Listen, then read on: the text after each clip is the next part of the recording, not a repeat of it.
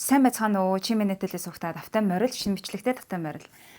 За тэгэхээр энэ удаагийн бичлэг дээрээ та нартайгаа сүүлийн үед нэлээд бодож явсан сэдвэрээ сайхан буу халъя гэж бодлоо.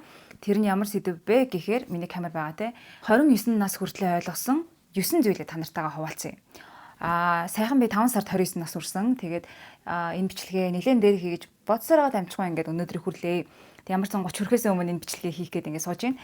Тэгээд ер нь яг сүүлийн үед миний анзаарсан юм гэвэл ер нь 9 байх тухайг л маш их зүйлийг ойлгоод байна. Тэгээ юмны жоохон наа цаадахыг ингээд боддог, ойлгодог болоод ирэхээр их тийм одоо байнга тэгж бодно гэсэн үг шил дээ. Тэгээд эхлэхээр юу байдаг юм ингээд өдөр тутмаа л ингээд болж байгаа үйл явдлаас юм сураал ингээд ардан дандаа ингээд юм ойлгож үлдээд байдаг болчдгийм байна. Хүссэн үсээгүй насны ирэхээр гэж нас. За тэгээд энэ 9 зүйлээ би бүгднийг одоо гол том сэдвээр нь ингээд ангилсан байгаа. Тэгэхээр эхний сэдв нь хайр дурлал гэдэг маш сонирхолтой сэдв байна. За, хайр дурлал дээр шүү дээ би надад хоёр ингээд юм ойлгосон үндсэн юм байна. Эхнийх нь юу вэ гэхээр урд нь би одоо дөнгөж 20 дахь настай байхдаа хайрыг би одоо сэтгэл хөдлөл нөгөө үнэ бодохоор ингээд догдлоод те хоол хоолунд эдснээ марттлаа ингээд юм догдолж сандрах юм мэдрэмжийг л би хайр гэж боддог байлаа л да. Тэгээд одоо хүнтэй болцохоор жишээлбэл би юм хэрвээ юм догдлол ингээд бүр ингээд солиотой юм шиг ингээд сандарч мандраад ингэхгүй л би за энэ хүн ер нь нэг тийм хайртай биш юм байна да. Миний нэг тийм сэтгэл хөдлөхгүй байгаа юм байна да гэж би боддог гэсэн байхгүй юу. Одоо тэгэхээр юу гэсэн үг вэ гэхээр би тэр хүний хажууд 50 байгаад ахаараа би тэр хүнэнд бол би татагдаж байгаа юм байна гэж боддгоо байсан гэсэн үг байхгүй юу. Дандаа л нэг юм сандраад ингээд салгалаад явж гэнэ гэж одоо боддог байсан юм уу да.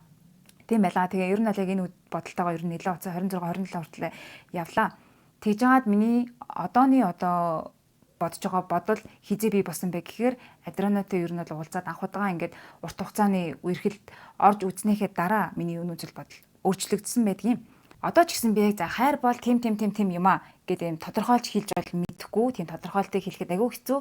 Гэхдээ миний одоо ойлголтод юу гэж байгаа вэ гэхээр хайр гэдэг нь сэтгэл хөдлөл гэхээсээ илүүтэй хамт байхад ямар ч фильтргүй одоо юм маскгүй яг өөрийнхөө эмзэг тэ сайн муу бүх талуудаа ингээд чөлөөтэй ямар ч одоо тийм айсан төгссөн мэдрэмжгүйгээр ингээд илэрхийлээд яг ерөн зүгээр өөрөөхөөрөө ингээд хамт тухтай байх боломжтой тэр мэдрэмжийг би одоо яг хайр юм байна гэж боддог болоод байгаа байхгүй юу. Өмнө чинь болвол яг юм зүрхэл ингээд дэсэл сандраалах юм бол яг хайртай байна гэж боддог байсан бол одоо хамт ингээд налаагаад ингээд суухад тэр хүний хажууд ингээд ерөөсөө тайван тэ хамгаалагдсан тийм мэдрэмж авч явах үедээ би яг энэ хүн хайртай юм байна. Энэ хүнээр бас би яг хайрлагдж байгаа юм байна гэдэг юм мэдрэмжийг авдаг болсон. За дараагийнх нь болохоор бас дахиад энэ хайр дээр шүү дээ партнершип гэдэг ойлголтыг бас ойлгож авлаа. Урд нь бол би ингээл дандаа өөрлөгөө хандсан те надад төрсэн мэдрэмж, миний догдолсон сэтгэл, миний одоо энэ хүнийг харж байгаа үнцэг гэж боддог. Одоо дандаа би төвтэй байдаг гэсэн бол одоо болохоор хайр гэдэг чинь яг нэг юм хоёр талаасаа ингэж юм явдаг юм байна. Тэг ялангуяа одоо жишээлбэл би адрана ингээд анх битээр ингээд хайрын талаар ярьж байгаад 2 жилийн өмнө яг аав ээжийнхээ кейсэн дээр надад ярьжсэн байхгүй юу. Би бол ингээ хайрыг адрана жишээлбэл хамтын ингээд юм амьдрал партнершип гэж боддгоо гэсэн байхгүй юу. Яагаад тэгэхээр аав ээж нь бол яг тийм би бирүүгээ ингээд нэг тийм өсөж тэмүүлсэн анхны хайр энэ төр гэхээсээ илүү би биэндээ одоо ингээд юу байдаг би бинийгээ дэмждэг, дутуугаа нүхдэг, хамт хань болдог тэ гих мэтчлэн ингээд юм хань болох тал дээрээ энэ хоёр хүний харилцаа нь ингэж бэхжиж явсан. Тэгээ тийм болохоор би миний хайрыг харах өнцөг бол юм байдаг гэж ярьжсэн байхгүй юу. Тэнгүүд би болохоор нөгөө манай аав чинь бүр өстой нөгөө хамар хашааны хүүхдүүд ээж маань аавын маань анхны хайр нь байсан. Тэгээл бүр бараг л ухаан орсон цагаасаа бараг бишгүй би бинийгээ мэддэг байсан юм багын хоёр ингээд хамт ингээд гадаа тоглож ирсэн юм хүмүүс ба хүүхдүүд байгаа байхгүй юу. Тэгэнгүүт чинь би чи хайрагч нөгөө анхны хайр гэл айгу тийм драматиктэй уянган харилцаагаар ингээд төсөөлдөг байсан. Яг тэр ч гэсэн бас нэг бодлын хайрлаа үүсэх аргагүй. Тэгтээ бас дахиад хайрын өөр хэлбэр чинь партнершип гэж юм байдаг юм байна гэдэг би анхудаага тэгж ойлгож байгаа юм. Тэгэнгүүт одоо яг бодит амьдрал дээр найз залуутайгаа одоо ингээд 3 жил орчим хамт ингээд байгаад одоо ингээд бид тэр хамтдаа амьдарч амьдрал ингээд янгууд өдөр тутамдаа ерөөсө бит хоёр л хамтдаа ингээд ихэнх цагийг өнгөрөөж байгаа те. Тэгэнгүүт яг нэр юм партнершип тийм хань болох хамтрагч байх гэдэг ойлголт амар чухал үүрэгтэй байна гэдгийг аягүй сайн ойлгож байгаа байхгүй юу. Тэ одоо жишээлбэл хамт байгаа хүн маань одоо яадгийг өөрийгөө ч хайрлага мартцсан одоо тийм үед нь би өмнөөс нь өөрийг нь хайрлаад өгөх ч юм уу те энийг юм би бинийхээ дутууг нөхөх гэх мэтчлээ энийг юм хамтрагч сайн хамтрагч байх гэдэг ойлголт бүр аягүй чухал юм байна гэдэг ойлгосон. За тэнгууд 3 дугаарх нь болохоор бас нэг хайрын миний хараад байгаа элемент гэх юм орц найрлага нь болохоор юу юм бэ? Би өөрийнхөө тэр муу мухай зангаас нөгөө нэ хайрлаж хамгаалах сэтгэл надад төрж явах юм бол би яг тэр үнд хайртай юм байна гэж би одоо ойлгодог болоод байгаа. Тэрийг ч би одоо дахиад ядрана дээр харсан те өмнө нь би нөгөө Сицилд босон явдал гэдэг ингээд нэг бичлэг хийсэн. Тэрэн дээр бас бүр дэлгэрэнгүй тайлбарсан. Тэр үед би яг нэрээсээ ойлгосон байхгүй юу? Одоо ч хүн болгонд л ингээд эго байгаа өөрийгөө өмөөрөх зан одоо хуваачсан байдал гэл байгаа те. Тэгэнгүүт тэр бүхнийгээд аваад нөгөө хүнээ өөрийгөө тэр өмнө тавиад те. За миний одоо би чинь бас жоохоо яадгийг хартай шүү. Тэгээ миний юм хий хоосон хардал энэ хүнийг маань ингээд өвтгчих үү дээ. Эсвэл миний нэг ингээд юм өөрөө өөртөө сэтгэл хангалуун бус байгаагаас болоод үүссэн уураа нөгөө хүндээ гаргаад ямар ч шалтгаангүй нөгөө хүнээ би ингээд голоод байгаа юм шиг үстэй. Энэ маань ингээд эргээд нөгөө хүнд маа өөрийнх нь одоо өөртөө итгэх байдалд нь ингээд нөлөөлчих үедээ гэдэг ч юм уу. Ингэж өөрөөсөө илүү давж гарч нөгөө хүнийхээ сэтгэл санааны байдал ингээд одоо сайн сайхныг нь бодно гэдэг маань хайрын аюу том илрэл юм байна гэдгийг одоо ойлгодог боллоо. Эндээ их баяртай байна. За тийм байна. За дараагийнх нь хайр дээр нь юу байна? Ингэсэн байна. Одоо trauma өөрсдөө маань insecurity буюу эмзэг байдал эсвэл мэдхгүй зүйлээс хайцаасаа болоод бид нар хүмүүсийг түлхдэг. Тэгээ бас үерхлээс зүгтдэг гэдгийг нэр ойлгосон. Энийг би яаж ойлгосон бэ гэхээр хараа бас өмнөх бичлэгтэр ярьлаа байла санахгүй байна. Гэтэ яг би Адранад одоо үерхэд 3 жил болж байгаа. Энээс өмнө би ерөөсөн хамгийн дээдлээ 6 сар л үерхэж үзчихсэн. Тэгээ би дандаа боддог байсан байхгүй юу? Надад ямар нэгэн буруу юм байна да гэж би яг боддог байсан байхгүй юу? What's wrong with me гэж гайхаад явдаг байсан. Тэгэнгүүт тэрийг дараа нь ойлгосон чинь би ингэдэг байсан юм билээ. Нэгдүгээрт одоо миний хамгийн анхны үерхлийн одоо туршлага те тэгээд бас ингээд болж исэн хүмүүсээс болоод ер нь яг зүгээр амьдрал тохиолж исэн юмнасаас болоод би ер нь жоохон тийм trust issue буюу хүнд итгэл маань жоохон нэлээд муу болсон байсан. Нэгдүгээрт тэрнээсээ болоод одоо яадаг вэ гэхээр үргэж байгаа л ингээд ямар нэгэн шалтгаанаар би шууд одоо тэр хүнд дургу болох эхний нэг маш жижигхэн шалтгаан гарангуй тэрэн дээр дөрөөлөл за би тэр чамд одоо миний дотор хүн одоо надад хийдэг гэсэн байхгүй. За би чамд хэлээгүй юу те гэл энэ хүнд итгэхээр одоо ийм юм болж байгаа шүү. Тэгэл одоо бүр энээсээ болоод ингээд өмнөшгөө шархалхаасаа өмнө одоо тэгэл эцэстэн чийл заваад үлдэн тэгээ тийм өрөвдөлтэй байдалд орохоос өмнө одоо зүгээр болчих. Тэгэл тийм амар энгийн жижигхэн алдаанаас нь болоод ч юм уу нэг л юм таалагдахгүй болонгууд нь тэгээ шууд болчдөг болчихж байгаа юм. Тэгээд дараа нь тэр хүнээсээ салахтаа мэдээж л одоо хүн болгонд ингээд одоо таалаадаг хүнээсээ салж байгаа юм чинь гунигтай байна те уйл нь унжин. Гэхдээ цаанаа би яагаад ч юм айгу зөв юм хийсэн юм шиг надад мэдрэмж төрөөд идэг гэсэн байхгүй юу. Тэр нь юу вэ гэхээр нөгөө миний дотор хүн чинь нэг амар нэг одоо амьдрал үзсэн их шиг нэг юм хүнд житгэдэггүй нэг их ч одоо миний дотор байна гэсэн үг байгаа юм л да. Тэгэл тэр ерөөсөө тийм намайг хин нэгэнд итгэлээ өгөөд ингээд бүрэн гүйцэд сэтгэлээ нээгээд ингээд харилцаанд орохоос сэргийлээд надандаа итгэж яадаг одоо бэл гэл ингээл ганц би явуулаад байсан гэсэн үг гэх юм уу. Тэгмэд энэ олонгууд миний өмнөх туршлагаасаа болоод хүнтэй удаан үерхэж чаддгүй хүмүүсийг өөрөөсөө түлхээд байдаг гэсэн номер 1 шалтгаан. Хоёр дахь шалтгааныг би аяйгуу санамсаргүй сүлд мэдэж аваад бүр гэд гайхсан юу байсан бэ гэхээр би ингэдэг байсан юм билээ ингээд эхний үерхлээсээ болоод ер нь нөгөө хүнд ингээд итгэл аягүй хэцүү болсон гэдэг жийсэн шүү дээ. Тэгсэн чинь би ингээд эхний үерхэл дээр аяйгуу хартай байдаг гэсэн байхгүй юу. Тэгээ ягаад угаасаа ч тэр залуу маань одоо хүрхий хардах аягүй шалтгаан өгдөг байсан. Тэгэл угаасаа миний хардчихсан маань хий хоосон зүйл болж таараагүй. Тэгэнгүүт тэр үедээ би юу гэж мэдэрдэг байсан бэ гэхээр одоо нөгөө найз залуугаа хардж байгаа өөрийгөө би аягүй өрөвддөг байсан байгаа байхгүй юу. Яана ингээл чи ийм амар өрөвдөлтэй ингээл байдалд орцсон те. Нөгөө үнэ ингээл хардаа суухаас өөр ингээд чамд хийж чадах юм байхгүй. Ямар өрөвдөлтэй юм бэ гэж би өөрийгөө одоо өрөвдөж жигшиж боддог байсан байгаа байхгүй юу. Тэгэнгүүт дараагийн ингээ үерхэл дээр ямар нэгэн ингээл хардах юм сэжүүр гарч ирээл надад нэг тийм харын сэтгэл төрөх юм бол би тэрэндээ айгу дургуз ингээд тэрийг ингээд жигшдэг болохоор шууд ингээд намайг би хартай мэдрэмж надад өөрт маань мэдрэгдэл ирэх юм бол нөгөө нэшээс шууд ингээд заагаа барьцдаг. За энэ угаасаа ингээд бүтггүй юм. Энэ угаасаа ингэж жагаад намайг одоо яадаг хуурдаг ч юм уу ингээд янз бүрийн болоод тэгээ болчих юм одоо зүгээр болчихъя гэл. Тэгээ тэр нь яг үнэндээ юу яж байгаа. Би нөгөө өөрийгөө дахиад тийм өрөвдөлтөөр харахыг хүсэхгүй байгаа харахаас зайлс хийсэн тийм арга нь гэх юм уу? Яг үнэндээ тэр хүн ямар ч тийм одоо яадгийн хардуулахаар юм хийгээгүй байж болно зүгээр тийм үгч хэлээгүй байж болно зүгээр л миний нөгөө тийм хайсан тэр зам байгаа хгүй. Тэг явж цаанаа ямар утга байна вэ гэхээр би зүгээр л өөрийгөө тийм өрөвдөлтэй байдлаар харахыг хүсэхгүй байгаа миний нэг эго гэх юм уу? Тэг би ч уг нь амар тийм кул охин штэ те юм хүмүүс хардах мардах хэвээр ашиглаа. Тэг болил болохгүй юу гэдэг тийм байдалтай одоо тийм кул охин гэж би одоо өөрийгөө итгүүлэнгүүтээ тэрнээс нь яг өөр мэдрэмж надад төрөөд те нэг юм өрөвдөлтэй байдалд ороод хадаж мардаад эхлэхээрээ нөгөө кул байдлаасаа ингээд жоохон далигаа явчингууд тэр байдалтайгаа би одоо нөгөө нүүр тулж чадахгүй тэрийг хүлээн зөвшөөрч чадахгүй худлаагаас ингээд кулэр гэд тэгээ шууд нөгөө хүнээсээ зайгаа бариад ингэж харын мэдрэмж надад төрүүлээд байгаа юм чинь яшиг энд проблем байгаа мэн зүгээр энэ хүнээсээ л дулчи тэгэл би ингээд гоё кулэрээ үлдчихье гэдэг юм байсан юм билээ гэдгийг би сүүл адранадаа бас үргэж явахдаа ойлгож авсан байдаг юм аа. Тэгээ ер нь бол амар шоконд орсон. За тэгэнгүүт хоёрдугаар сэдвийн нэвшүүдийн хүн хоорондын харилцаан дээр ийм одоо зүйлийг ойлгож авлаа. Одоо болохоор ингээд хүмүүсийг ер нь өөрөө ирэхгүй шүү дээ. Хүмүүжлэр нь харилцааны соёлоор нь ингэж юм яг фильтрдэж хардаг болчихож. Энэ ихтэй яг ойлгосон зүйл гэхээсээ илүү зүгээр надад өөрчлөгдсөн зүйл юм байна л да. Тэгээ ер нь зүгээр одоо ерөөсөө соёлтой соёлгүй хүмүүжлэлгүй этиктэй этикгүй те хандлага зөв буруу гэж л нэг юм үндсэн юмнуудаар ингээд хүмүүсийг ангилагддаг болчиж тэгээд тэрний дараагийн одоо яадгийг юу сонирхох нь одоо тэгэл хөөс мөс хэл соёл гэдэг ингээд бусад юмнууд нь ороо авчиж байгаа байхгүй юу. Энэ бас айгүй сонирхолтой байсан. За тэгэнгүүт хоёр дахь нь айгүй чухал зөө. Би энийг сүүл бас дахиад айгүй ойлгосон. Саяхан ойлгосон.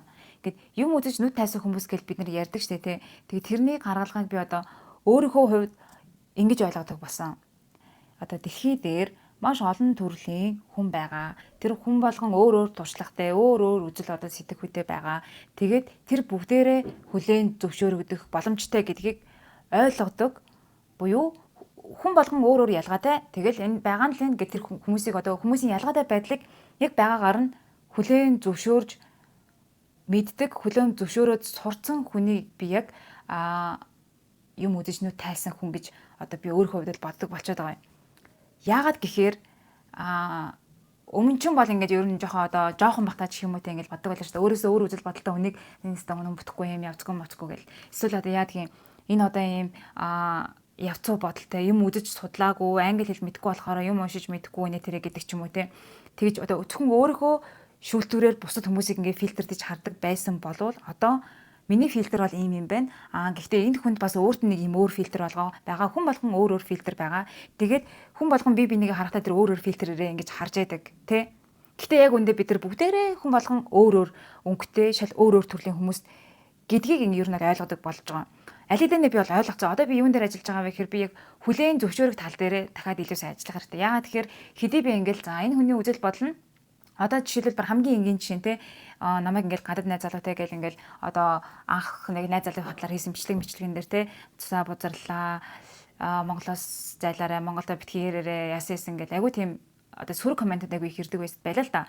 Тэгэнгүүт би эхэндээ юу гэж яддаг гэсэн бэхээр нэрээ нэг бодлын би шууд ингэж бодог байсан ингээд Монголоос өөр одоо ийш тийшээ гарч үзээгүй зөвхөн Монголдоо гэл ингээл юм хүм одоо өөр орнуудын соёлыг ингэж хүндэтгэж мэддэггүй. Ер нь бол яг л өөр хэлээр ярьж байгаа, өөр соёлоор ярьж байгаа болохоос ш ингэж бид нар ч яг л нэг л хүн төрөлхтөн инээ тэрэг тийм айгүй тийм хайрцаглагдмал одоо майндсеттэй хүмүүсийг одоо сэтгэхүйтэй хүмүүсийг ингэж доромжилж ийн гэж боддог байсан чинь яг нэрэ тэр хүний өнцгөөс хараад үзэнгүүд одоо яа үнэхээр нэрэ үнсэрхэх хүнтэй зөвхөн Монгол цэвэр цус ингэж байж Монгол үндэстэй ингэнэ тэгнэ гэдэг одоо түүх мөхөө судлаад ингээд үнэхээр ингээд ийм тийм үзэл бодолтой хүн байвал одоо нэр яах вэ те. Тэгэл тэр хүний зөв штэ тэгж бодох нь.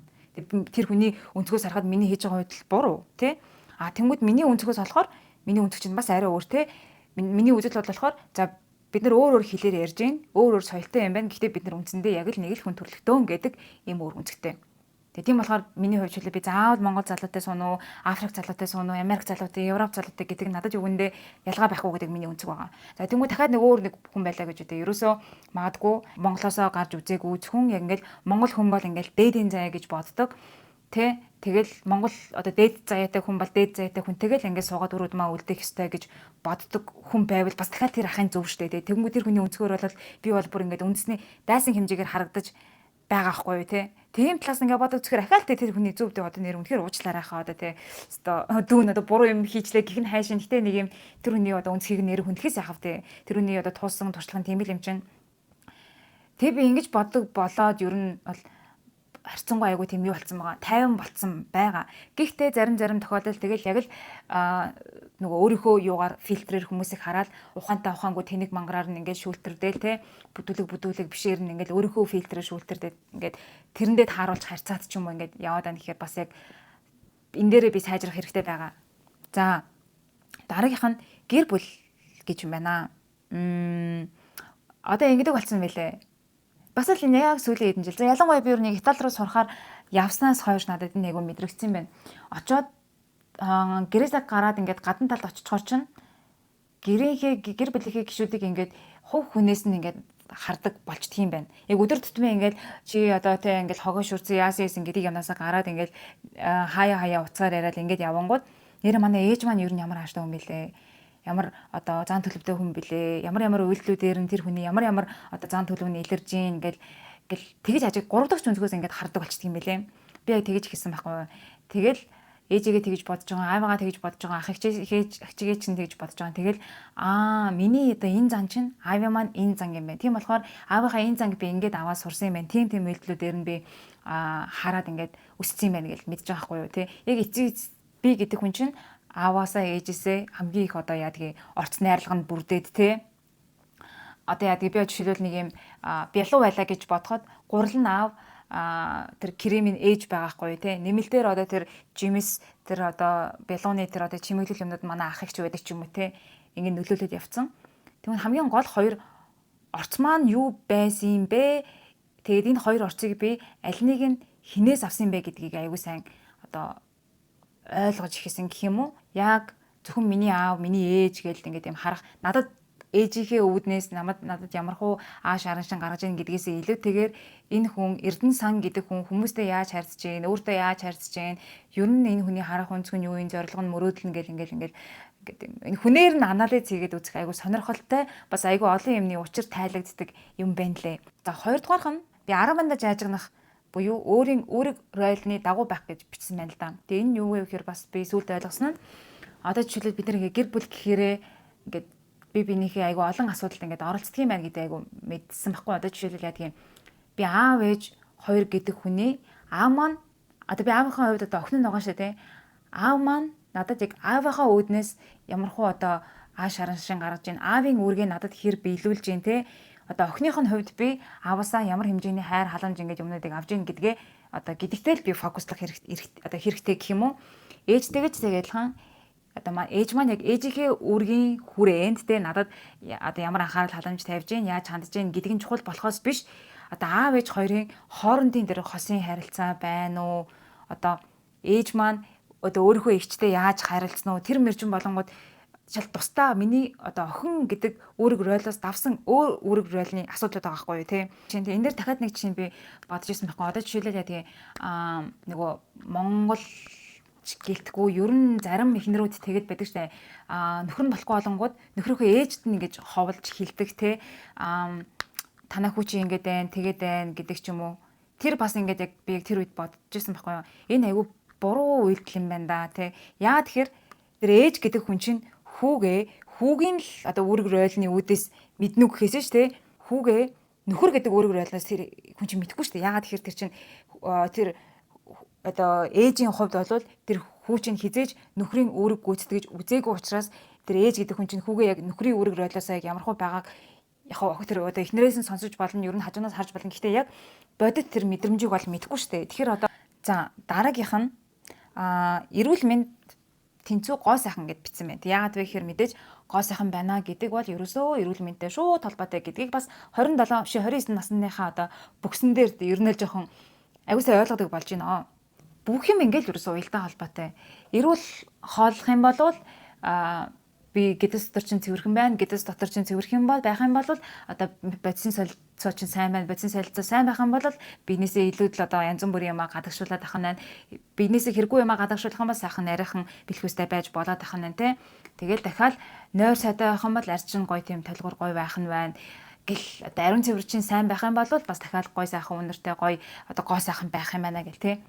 Тэгээ ерөөсөө энэ явж тэгээд хизээж одоо жишээлбэл буруу хоол идээд буруу унтаад буруу одоо арчилгаа хийгээд амар хөөрхөн үзэсгэлэн гоо сайхан явж байгаа хүн бол угаасаа байхгүй шүү дээ. Тийм болохоор тэрийг айгуу сайн ойлгосон. Тэг ялангуяа би ойлгож байгаа юм гэвэл нэмэлтээр ингэж янз бүрийн юм одоо хэрэглэхээс илүү тэгээр натуралаар яг өөрийнх нь өгөгдлөөр байгаагаар нь яаж одоо өөрийгөө арчилж тордож болох вэ гэдэг юмн дээр айгуу юу яадаг болчиж фокус өгдөг болчиж.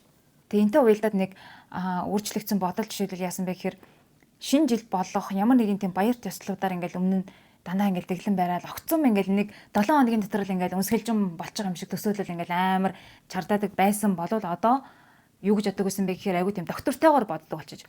За өдөр тутамдаа л би ер нэг айтайхан хооллоод нэг юм жоохон хөдөлгөөнтэй байгаа. За хөдөлгөөнгүй байлаа гэд хоолоо зохицуулаад тэгээ арьс арчилгаагаа өдөр тутамдаа хийгээд ингээд яваад байх юм бол ямар нэгэн баяр боллоо, ямар нэгэн хурим найр инээ тэрэд явхад би сандрахгүй бажигдахгүй зүгээр байгаагаа юмаа өөртөө зөксөн юмаа өмсөөл очиход би өөрийнхөө хэмжээнд хамгийн сайхнаараа хөөрхнөрөө гоё харагдах юм байна гэдэг тийм юутай болцсон байгаа. Бодолтой. Тэнгүүд өмнө ч болонгол хөрхи 21 22 тайхтаа чинь тэгэл хөтлөө дэглэн байраа тэгэл хамгийн гоё палажиг болох гоцтой хамгийн гоёор нүрэ бодуулах гал тэгэл хөтлөө ингээл нэг юм нэг өдрийн дотор л яг л өмсгөлж болох хөтлөө хичээдэг байсан шүү дээ. За тэгээ сүүлийн ойлгосон юм нь би яг ингэж бичсэн байна л да. Хэрвээ хөөрхөн байдал одоо чиний гол үнц нь амьдралын яг баяр баясгалан биш бол хөтлөө хичээх шаардлага байхгүй.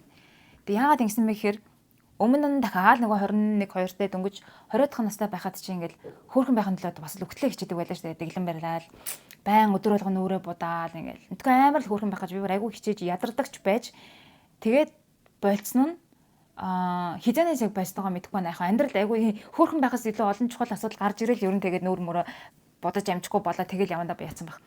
Тэгэнгүүт би яг одоо ойлгож байгаа нь би жишээлбэл ингээл амар хөөрхөн байгаа л ингээл амар гоё байгаа л гоё хувцамсвал ингээл гадуур явал хүмүүс над руу ингээл амар хараад яг тэр бол мэдээж гоё муухай мэдрэмж бол угаасаа биш. Гэхдээ миний ингээл өдрө болгоо ингээд хайхтай ингээд үнэхээр satisfaction буюу одоо юм таашаал авах мэдрэмж биш байхгүй юу? Юунаас би ингээд бодоод үзсэн хамгийн их таашаалыг авдаг вэ гэхээр юу гэдэг? Ямар нэг юм хийж бүтээхээрээ тэг хийсэн юм маань хүмүүс хэрэгтэй гэдгийг мэдрэхээр өөрийгөө яах хэрэгцээ гэдэг үлээ үнэлүүлэх хэрэгцээ гэдэг лөө нөгөө Масловын шатлалаар ингээд байдаг штэ. Тэг өөрөөсөө ямар нэг юм бүтээл хийж гаргаад ингээд нэг юм бүтээлч байдлаасаа л би бүр амар таашаал авдаг байхгүй нэг юм ажил нэг юм гараасаа гаргачаар ингээд yes гэдэг юм өөрөөрөө гоё тийм 50 мэдрэмж авч бахархдаг гэх юм уу. Тэгэнгүүт тэрээс биш ингээд юу ч хийхгүй ингээл зүгээр л өдөржингөө ингээл амар гоё хөөрхөн харагдал магтуулаад ингээл яваад ойрооностой бүр амар дүүрсэн мэдрэмж аваад ямар гоё юм бэ гэдэг төрлийн хүн бол биш аахгүй мэдээж тийм төрлийн хүн байгаа хүн болгоны өөртөө сэтгэл ханах байдал таашаал авах мэдрэмж чи өөрөөр байгаа штэ. Тэгээ миний хувьд олонгууд хөөрхөн харагдах бол яг миний номер 1 таашаал авдаг юм бол биш учраас би заавал тэгэл хамгийн хөөрхөн байх гал хамгийн гоё байх гал хамгийн hot sexy байх гал хүмүүсийн анхаарлыг татах гэдэг угаас ямар шаардлага байхгүй. Тэгээд гэдгээ ойлгоо тэгээ хөөрхөн байхаа хичээхээ болцсон чи надад айгүй амар байгаа. Одоо чишээлбэл яадаг ингэ гэхдээ хөөрхөн байхаа хичээхээ болно гэж бүр өөрийгөө бүр ингэ тоогоо болцсон гэсэн үг бол биш шүү дээ. Мэдээж одоо бичлэг хийж байгаа ингээл ер нь эмэгтэй хүн болгонд ямар нэгэн байдлаар нэг юм гой сайхан харагдсан хичээн тэр бол угаасаа байнгын зүйл. Гэхдээ тэг яг юм ажил шиг ханддаг байснаа бол болч. Тэгээ эргээ бодоод үзэнгүүт би яагаад тэгэж амар хичээдэг байсан бэ гингүүд тухайд одоо өргөжсэн хүмүүс ч юм уу хамт байсан хүмүүс маань одоо тэг өргөжсэн хүмүүс маань байлаа гэж бодоход ингээд намайг айгу хөөрхөн болохоор хамт байгаа л гэж боддог байж л те өөрийнхөө үн цэнийг одоо хөрхөө зөвхөн гадаад өрөх гэж л одоо харсан байсан байгаа юм л да тэр үедээ. Тийм болохоор ерөөсө хүн чинь тэгэл байгаагаа л тордно гэл тэгэл яг нөгөө хөөрхөнөө алдахгүй гэл яваа хичээдэг байсан юм шиг байгаа. Тэнгүүд одоо олонгууд чинь ингээл амьдралын ирэхээр те би чинь нэрээ ийм одоо ур чадвартай, ийм сэтгэл зүрэхтэй, ийм одоо үнэт чанаруудтай, ийм үнцэнтэй хүн юм байна. Тэ одоо санал болгох одоо зүйл маань арай их болцсон гэх юм уу өөрийгөө ойлгоод мэддэг болоод тийм дээрэс нь бас нөгөө хамт байгаа хүмүүс бас айгуу чухал. Одоо жишээлбэл би ингээд ярьж байхгүй байх болсон хэрвээ намайг зөвхөн хөөрхөн болохоор хамт байдаг би найз залуутай байсан бол яг миний нөгөөдхийг нь алдахгүй тул би тэгэл дахиад өгтлээ мачидлал хичээж байгаа штэ. Улам хөөрхөн болохгүй, улам гоё битэй болохгүй ингээд тэгэнгүүт би өөрийгөө харж байгаа үнцэн маань адруна намайг харж байгаа надаас хамгийн их таалагддаг зүйл хоёр нь яг ижилхэн байнгут айгу амар юм байлээ л дээ. Энийхтэй дараа би тэгтээ бүр ойлгомжтойгоо ярина. Яг зүгээр товчхон хэлэхэд би түрүүнд хэлсэн шүү дээ. Би өөрөө юм бүтээлч байдал юм одоо ажил мажилаа ингээд айгу сайн хийхтэй ингээд айгу сэтгэл хангалуун байдаг айгу гой мэдрэмж авдаг гэд. Тэнгүүд адруна болохоор миний юунд хамгийн дуртай гэж ярьдаг вэ гэхээр намайг бас юм айгу одоо хичээл зүтгэлтэй ажил хэрэгч тийм амбицтай тий карьерсэг тиймэрхүү тийм байдал маань адреналд бол амар таалагддаг гэж байгаа байхгүй тий тийм ихтэй хүний тийм байдал одоо адреналыг айгу ачаад хийдэг гэнэ л дээ. Тэгэнгүүт айгу гоё эндээс нэг гоё юм гарч ирж байгаа нь би яг ингээд өөртөө таалагдах гад ингээд хичээж байгаа маань адреналд ч гэсэн маш их таалагдана гэхэр чинь нэг сумаар хоёр тулаа бодчихж байгаа гэсэн үг байгаасаа тий. За тэгээ тийм байна. Нэг ийм 9 зүйлийг л ер нь одоо ингээд 29 насны бөксөн дээр ингээд ойлгочоод сууж гин. За тийм байна ингээд ямар ч хэлсэн айгу удаан бодож явсан зүйлээ ингээд сайхан гаргасандаа айгу гоё баяртай байна. Тэгээ энэ бичлэгийг үзэж байгаа хүмүүс маань бас та нар өөрсдөө насыг бичээд тэгээд ер нь юу хамгийн их ойлгосон бэ гэдэг нэг зүйлээ комент хэсгээр үлдээгээрэй. Тэгээ би тэтгэлээ би бинээсээ суралцъя. За тэгээд энэ бичлэгээ энэ хүртэл нь үзсэн та нартаа маш их баярлалаа. Дараагийн бичлэгээр уулзлаа. Түр баяртай.